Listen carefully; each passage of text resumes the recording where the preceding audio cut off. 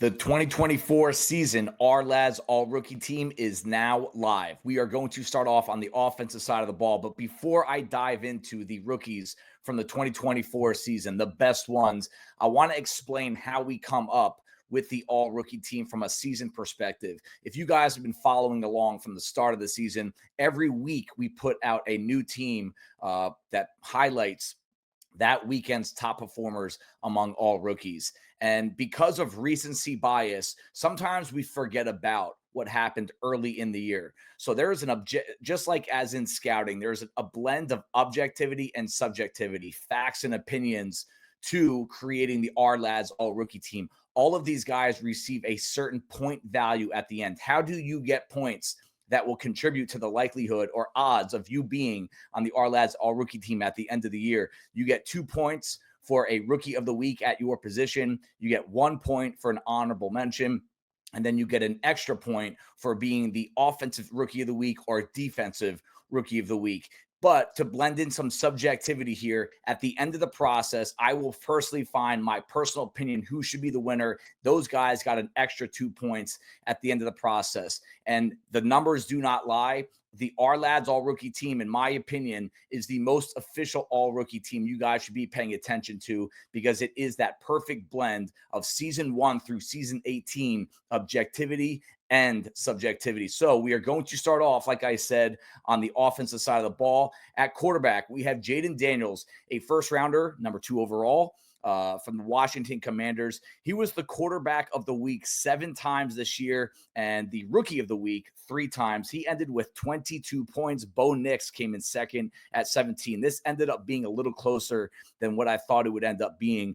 This was the number 1 overall player in the 2024 NFL draft, according to our team at Ourlads. I know you guys are sick of hearing it. So yes, that is the end of our victory lap. Daniels was a star from the beginning. The dual threat led the rookie class in NFL passer rating, first downs, and touchdowns. His 927 yards on the ground was second in the NFL, trailing only Lamar Jackson. Onto the running back position, we have Bucky Irving from the Tampa Bay Bucks, a 4th rounder, the 125th overall pick in the NFL draft. He was the running back of the week 11 times, the rookie of the week twice. He won this in a landslide. The second team back, Ray Davis, he had 8 points. Bucky Irving finished with 27. It was not even close. Irving did receive some votes for Rookie of the Year. The only back to go over 1,000 yards, Irving took over the lead role for the NFC South champs in the second half of the season. He also paced the rookie class with 8 touchdowns and 47 catches. His 1,690 yards from scrimmage were 6th in the NFL and top 20 all-time in the NFL among rookies. We have 3 receivers. Our roster is built 11 deep on offense and 11 deep on defense. So at wide receiver, number 1, we have Ladd McConkey from the LA Chargers, a second rounder, the 34th overall pick. He won wide receiver of the week 5 times. He did not win rookie of the week at all. And this goes to show what he was. The top receiver of the year never won offensive rookie of the week. 4 other receivers did. However, that essentially sums up what McConkey did. He was Mr. Automatic and one of the most consistent pass catchers in the league in the NFL. He finished 3rd among rookies in catches, yards, first downs, and touchdowns. He caught 62% of his contested targets, and no other rookie receiver produced a better passer rating than he did. Wide receiver 2 is Brian Thomas from the Jacksonville Jaguars, a first rounder, 23rd overall, wide receiver of the week 5 times, rookie of the week 1 time. He ended with, 15 points. McConkey finished just ahead of him with 16. This was the other LSU wide receiver from the 2024 duo. He led all rookies with 1,282 yards and 10 touchdowns, the only rookie skill position player to reach double-digit scores in 2024. His 87 catches set a franchise record, and the amazing feature to his stat line is the fact that he did all of this with a backup under center over the final third of the season. By the way, he also led all NFL receivers with 5 receptions over 55 yards. Malik Neighbors comes in at wide receiver 3. He ended with 8 points, a significant step down from the 2 guys above him. He was wide receiver of the week once, rookie of the week once in that matchup against the Colts in week 17. Neighbors missed 2 games, but still managed to finish with an all-time rookie receiver record, 109 receptions. He did this with 4 different quarterbacks. His 1,204 yards were aided by the fact he led all rookie pass catchers with 19 missed tackles forced. That's something we saw out of him on his college tape. Over half of his catches resulted in a first down or touchdown. While the New York Giants stress over what to do at quarterback, they can sleep at night knowing that they at least have that elite playmaker box checked. At tight end, Las Vegas Raiders tight end Brock Bowers, a first-rounder, 13th overall pick. This was an absolute landslide, just like Bucky Irving. At tight end, he had 29 points. A.J. Barner, who came in second, had just 8 points. This was the Rookie of the Week at tight end 13 times. He actually did not win Rookie of the Week on offense at all. It's hard to imagine Bowers not winning any of those, but he had double-digit catches 4 times and triple-digit yards twice. While that is partially a result of other fellow rookies absolutely going off on those weeks, do not let it overshadow Bowers had one of the best all-time rookie seasons out of a tight end. Only 4 times did a different rookie at the position outplay him. Bowers finished first-team All-Pro after leading all NFL tight ends in catches, yards, contested catches, and yards after contact. Let's move our way onto the offensive line. At offense, we have 2 tackles and 3 interior offensive linemen. Just based on numbers, that's the way we have to do it. We don't split it left and right. It's 2 tackles, 3 guys that play on the inside. At tackle, we have Joe Alt from the LA Chargers, a first-rounder, 4th overall pick. Offensive tackle of the week 4 times, rookie of the week once, ended with 17 points. Nobody was close. He was the consensus offensive tackle number 1 from the Ourlads staff, and he fully delivered on that potential. He moved to the right side for the first time of his career, and it was flawless. Pressure from that spot has been a key reason to Justin Herbert's up and down play over the front half of his career. Alt will pair with left tackle Rashawn Slater, another homegrown first rounder, to form the top tackle duo in the league for years to come. The other tackle spot, it was close, but Roger Rosengarten ran away with it in the end of the year. A second rounder for the Baltimore Ravens, 62nd overall pick, offensive tackle of the week 3 times, rookie of the week actually once. Rosengarten took over the starting right tackle job week 4. Before the change, Baltimore was 1-2. After, 11-3. The number 1 offense in the NFL very much revolved around the likely MVP Lamar Jackson. But in order for a quarterback to reach his ceiling, in this case, both as a rusher and passer, the offensive line had to do their part. Of the 7 rookie tackles that played 15 games, he allowed the second fewest pressures. Moving on to the interior offensive line, we start off with Dominic Pooney from the San Francisco 49ers, a third rounder, the 86th overall pick, and he finished with 10 points. And this Pooney was the only rookie interior offensive lineman to start all 17 games. A college tackle, Pooney hit the ground running and easily transitioned into the athletically demanding Niners blocking scheme.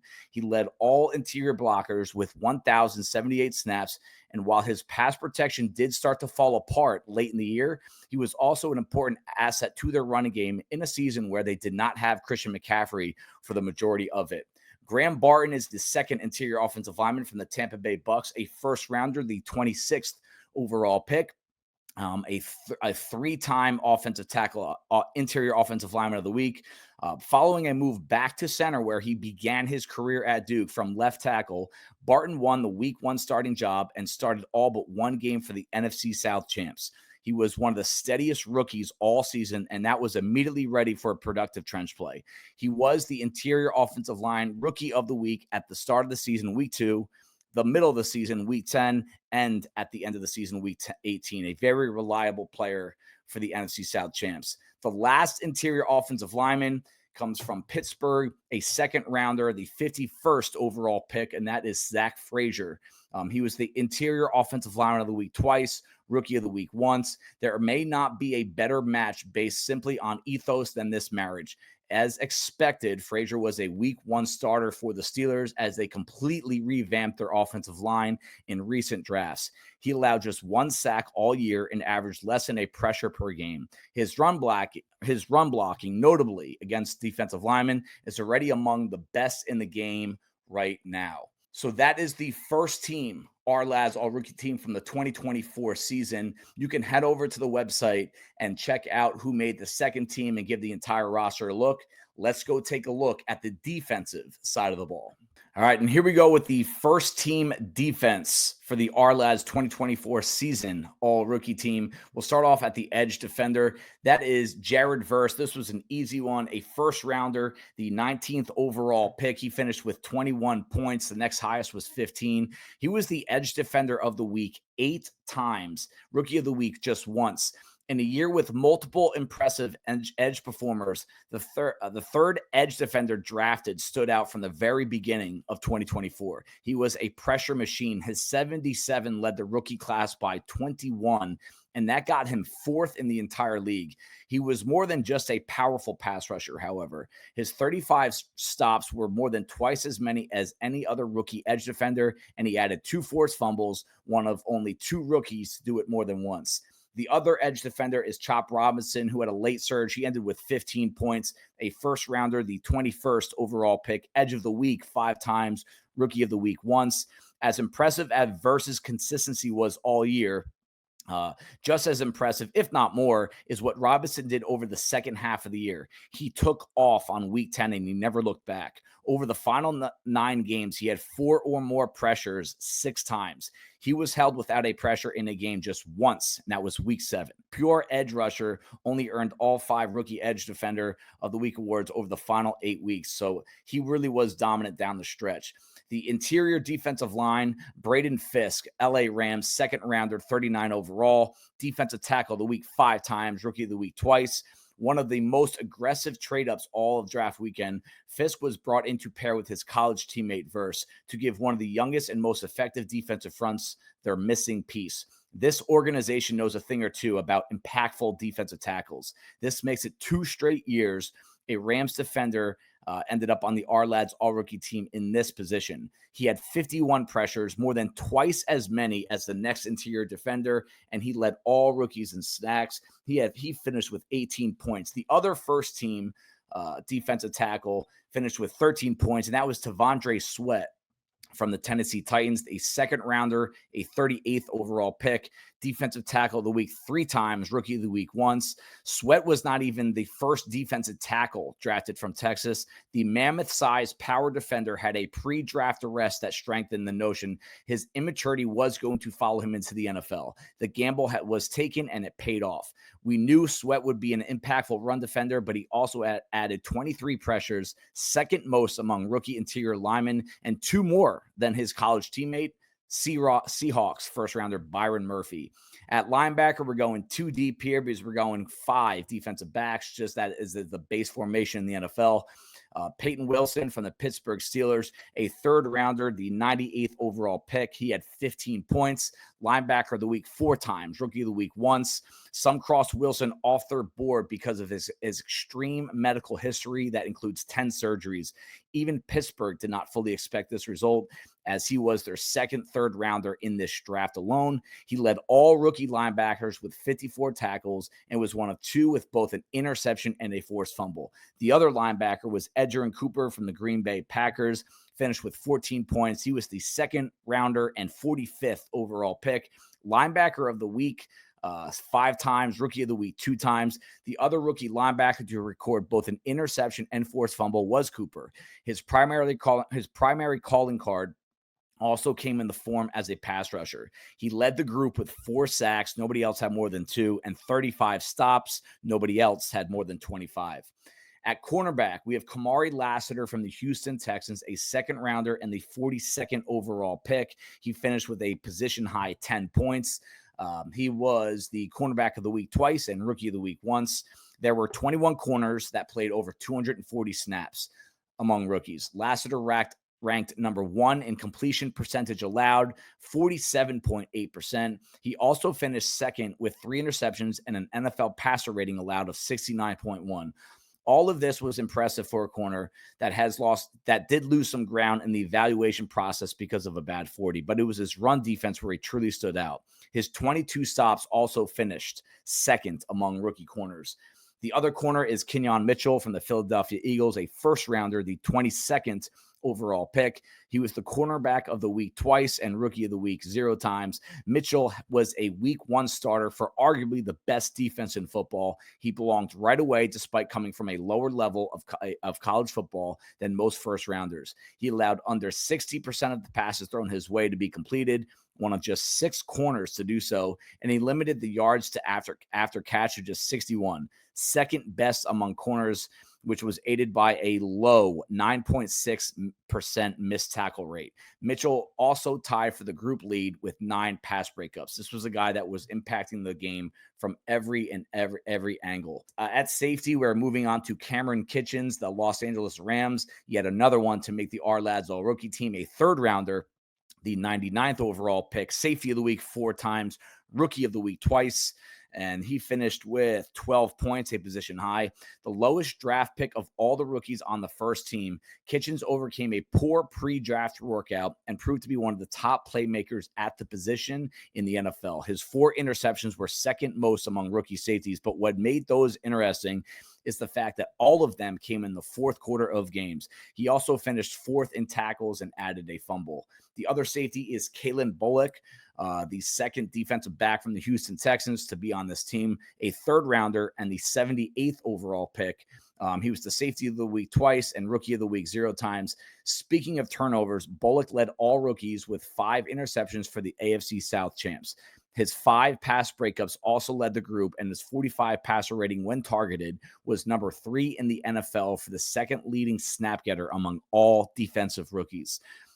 The last defensive back award, this is just as a nickel defender, didn't have to play a specific position. It just had to be a defensive back. Cooper DeJean, the Philadelphia Eagles, he happened to be their nickel guy, played in the slot a lot mostly. A second rounder and the 40th overall pick, safety of the week 4 times, rookie of the week once. One of the most versatile defensive backs in the class. DeJean fell draft weekend because of a lower body injury that did eat into some of the preseason work. Fully healthy week 1, he played in 15 of 17 games on a ramp-up scale. By midseason, he was a starter and one of the most important players on one of the most elite defenses for the NFC East champs. He broke up 5 passes as one of just 4 rookies that played over 200 snaps in coverage and did not allow a touchdown out of 30. He was a tackling machine that was 8th among all defensive backs in defensive. So that does it for the Ourlads All-Rookie team. We gave you the first team offense. We gave you the first team defense. You could head over to the website to see the full roster and also who won the offensive and defensive Rookie of the Year awards. Thank you for joining me all season, guys, and we will see you next year.